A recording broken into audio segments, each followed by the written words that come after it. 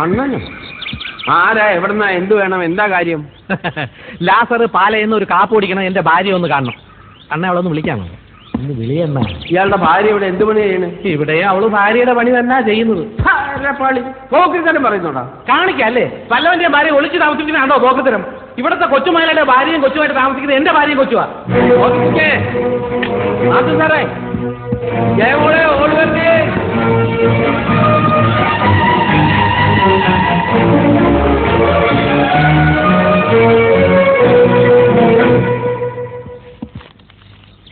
കണ്ടിട്ടൊരു അവലക്ഷണം പിടിച്ചവനെ പോലുണ്ടല്ലോ. തനി അതെന്റെ അച്ഛന്റെ കുഴപ്പ. താൻ വലിയ ക്രോസ് സാരം നടത്തണ്ട. മര്യാദക്ക് എന്റെ ഭാര്യ കൊച്ചിനും വിളി. താൻ ആരോടാണോ ഉടക്കാൻ നിൽക്കണ്ട. ഡാഡി പറഞ്ഞ ശരിയാണ്. കണ്ടാലറിയാൻ ചെറ്റയാണെന്ന്. ഇവന്മാരായിട്ടൊക്കെ സംസാരിക്കുന്ന നമ്മുടെ അന്തസ്സിനെ പറ്റിയതല്ല. നിന്നെ വിളിക്കാം. ജയ അവളെ വിളിച്ചേ. അവള് വരട്ടെ, അവള് വരട്ടെ. ഇറങ്ങി വാടി, ഇറങ്ങി വരാൻ. എടി ദ്രോഹി, വഞ്ചകി, ചതിച്ചി, എവിടെയാണ് എന്റെ കൊച്ച്? എവിടെയാണ്? നിങ്ങളാരാ? ഞാൻ ആരാണ് അറിയില്ലല്ലേടി. സൂക്ഷിച്ചു നോക്ക്. കോട്ടയം സെന്റ് മേരീസ് പള്ളിയിൽ 1990 ജനുവരി 9 മാതാവിനെ സാക്ഷി നിർത്തി നിന്നെ താലി കെട്ടിയ കോർപ്പറേഷൻകാർക്ക് ലാസറിന്റെ മുഖത്ത് നോക്കി നിങ്ങൾ ആരാണെന്ന് ചോദിക്കാൻ നിനക്ക് എങ്ങനെ ധൈര്യം വന്നടി? നിന്റെ ചാന്തിനും പൊട്ടിനും ക്യൂട്ടക്സിനും പോലും എന്റെ ശമ്പളം തികയില്ലെന്നും പറഞ്ഞ് നീ വിട്ടുവിട്ടിറങ്ങിയപ്പോൾ പണത്തിനേക്കാൾ വലിയ വില സ്നേഹത്തിനുണ്ടെന്ന് മനസ്സിലാക്കി നീ എന്റെ വീട്ടിൽ തിരിച്ചു വരാൻ നാളെ പ്രതീക്ഷിച്ച് ആ പൂമുഖപ്പുഴയിൽ കഴിഞ്ഞ വെള്ളിയാഴ്ച വരെ നിനക്ക് വേണ്ടി ഞാൻ കാത്തിരുന്നു. നാട് മുഴുവൻ എന്നെ എന്റെ കുഞ്ഞിനെ തേടി, സോറി നിന്നെയും നിന്റെ കുഞ്ഞിനെയും തേടി ഇവിടെ കാണാൻ വന്നപ്പോ ഇത്ര ക്രൂരമായി നിങ്ങൾ ആരാണെന്ന് എന്റെ മുഖത്ത് നോക്കി നീ ചോദിക്കുന്നത് ഒരിക്കലും വിചാരിച്ചില്ല. ഇവിടെ ചെവുക്കുറ്റി നോക്കി ഒരു ഒറ്റ ആഗ്രഹമാണ്.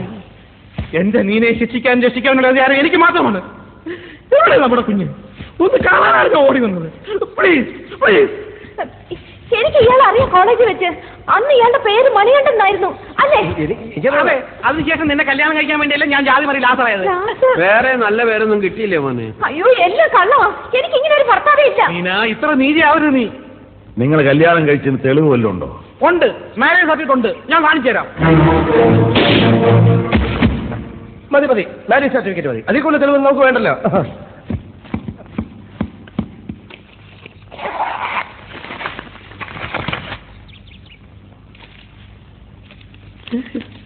ഇതുണ്ട്.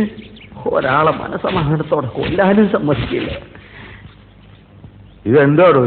ഇത് ഞാൻ അടുക്കളയിലെ ഷെൽഫിലാണ് വെച്ചിരുന്നത്. അങ്ങനെ പറ്റിയതാവും. ഇത് മാരേജ് സർട്ടിഫിക്കറ്റ് തന്നെയാണ്. സീൽ കത്തിയിട്ടില്ല. നോക്കിയാൽ മതി. നോക്കിയാൽ മനസ്സിലാവും. അയ്യപ്പ സ്വാമിയാണ് സത്യം. അയ്യപ്പ സ്വാമി ജാതി മാറി വെച്ച് നമുക്ക് പഴയ ദൈവങ്ങളെ മറക്കാൻ പറ്റുമോ? ശരി ശരി ശരി, ഞാൻ നിന്റെ ഭർത്താവല്ല, സമ്മതിച്ചു. പക്ഷെ നീ പറഞ്ഞത് എനിക്ക് ഓർമ്മയുണ്ട്. നീ ഒരു പണക്കാരന്റെ ഭാര്യയായിട്ട് ജീവിക്കുന്നത് കാണിച്ചു തരാമെന്ന് പറഞ്ഞാൽ നീ ഇവിടെ വിട്ടിറങ്ങിയത്. നീ സുഖമായി ജീവിച്ചോളൂ. പക്ഷെ എന്റെ കുഞ്ഞ്, എന്റെ സ്വന്തം ചേര അല്ല സ്വന്തം ചോരയെ പറഞ്ഞ കുഞ്ഞ്, എനിക്കത് വേണം. നിന്റെ ചോര എ പോസിറ്റീവ് ആണോ? ഇമോഷണലായി സംസാരിക്കുന്നതിനിടെ തമാശ പറയരുത്. അടുക്കള കാര്യം നോക്കിയാൽ മതി. കുടുംബാരികളും നടവണ്ട.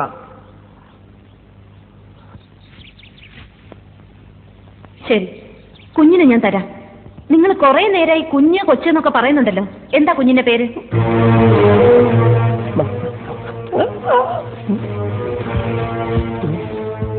പേരിലെന്തിരിക്കുന്നു? ബന്ധത്തിലാണല്ലോ കാര്യം. സ്വന്തം അച്ഛന് കുഞ്ഞിന്റെ പേരറിയായിരിക്കുമോ? അതല്ല, പക്ഷെ സാറൊന്ന് ആലോചിക്കണം. സ്വന്തം കുഞ്ഞിന്റെ പേര് പറഞ്ഞ് അത് സ്വന്തം കുഞ്ഞാണെന്ന് തെളിയിക്കേണ്ടി വരുന്ന ഒരു തന്തയുടെ മനോവേദന. ലോകത്ത് ഒരു അച്ഛന് ഇങ്ങനെ ഒരു ഗതികേട് വരുത്തരുത് ഗുരുവായൂർ. അതേത് കർത്താവാണ്? അണ്ണാന്ന് വിളിച്ചോ, ആണ്ട് വേറൊന്നും വിളിപ്പിക്കരുത്.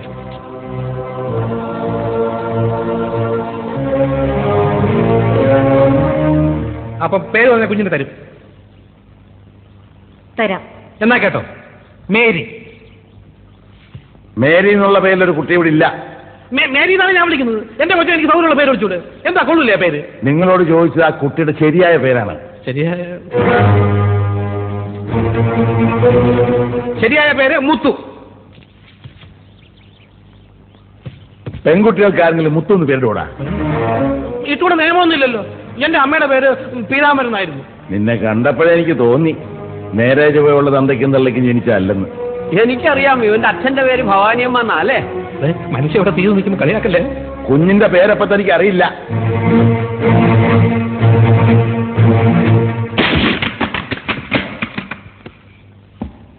എന്താ പിള്ളേർ ആവശ്യമില്ലാത്ത സാധനം ഓരോ സ്ഥലത്ത് കൊണ്ടിരിക്കും. ഇവന്റെ വായിക്കാത്ത കയറിയിരുന്ന് വിടുവിച്ചാലേ ശരിയാവും. ജയ പോലീസ് സ്റ്റേഷനിലേക്ക് ഒന്ന് ഫോൺ ചെയ്തിട്ട് എസ് ഐയോടിങ് വരാൻ പറ. ഇവനെ ഞാനിന്ന് ശരിയാക്കും. ഞാൻ ഹാൻഡിൽ ചെയ്യാം. സത്യം പറയണം. കുഞ്ഞിന്റെ പേര് നിനക്കറിയാം. കുഞ്ഞിന്റെ പേര് പറഞ്ഞാൽ കുഞ്ഞിനെ തള്ള നിനക്ക് വിട്ടുതരാം. പറയടാ കുഞ്ഞിന്റെ പേര്. മല മല മല കുഞ്ഞിന്റെ പേര് മല. മലയോ? പോലീസിനെ വിളി. മലയല്ലടാ കുന്ന്. കുന്ന് നിന്റെ അമ്മയുടെ 14 അടി നടന്നില്ലേ ആ കുന്ന്. കഴുത മല കഴുത. അത്ര വലിയ വായൊന്നും അടിക്കണ്ട.